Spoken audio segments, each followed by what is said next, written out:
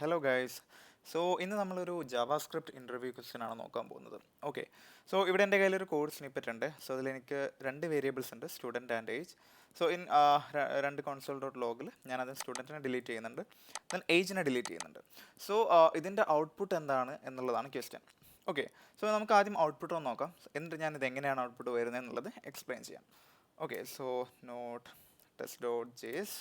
Okay, so നമുക്കിവിടെ കാണാം ആദ്യത്തത് വന്നിട്ടുള്ളത് ഫോൾസ് ആണ്, ദെൻ രണ്ടാമത്തത് ഏജ് ആണ്. രണ്ടാമത് വന്നിട്ടുള്ളത് ട്രൂ ആണ്. ഓക്കെ, സോ ഈ ഔട്ട്പുട്ട് എങ്ങനെ വന്നു എന്ന് അറിയണമെങ്കിൽ എങ്ങനെയാണ് ഡിലീറ്റ് ഓപ്പറേറ്റർ വർക്ക് ചെയ്യുന്നത് എന്നുള്ളത് ആദ്യം അറിഞ്ഞിരിക്കണം.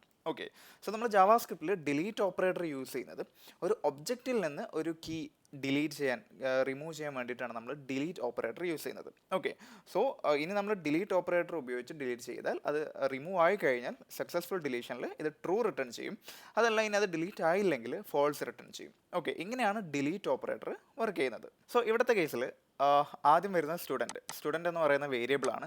സോ ഈ ഡിലീറ്റ് ഓപ്പറേറ്ററിന് ഒരിക്കലും ഒരു വേരിയബിളിനെ ഡിലീറ്റ് ചെയ്യാൻ പറ്റത്തില്ല.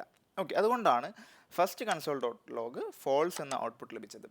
ഓക്കെ, പക്ഷേ ഏജും ഒരു വേരിയബിൾ ആണ്. സോ എന്തുകൊണ്ടാണ് അവിടെ ട്രൂ വന്നത്? കാരണം നമ്മൾ ഏജിനെ നമ്മൾ എന്താ പറയുക ഡിക്ലെയർ ചെയ്തിട്ടില്ല, const let or war use ചെയ്തിട്ട് നമ്മൾ ഡിക്ലെയർ ചെയ്തിട്ടില്ല.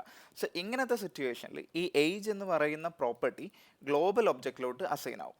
ഓക്കെ, സോ ഈ ഏജ് എന്ന് പറയുന്ന പ്രോപ്പർട്ടി ഇപ്പോൾ ഒരു ഒബ്ജക്റ്റിൻ്റെ ഭാഗമാണ്.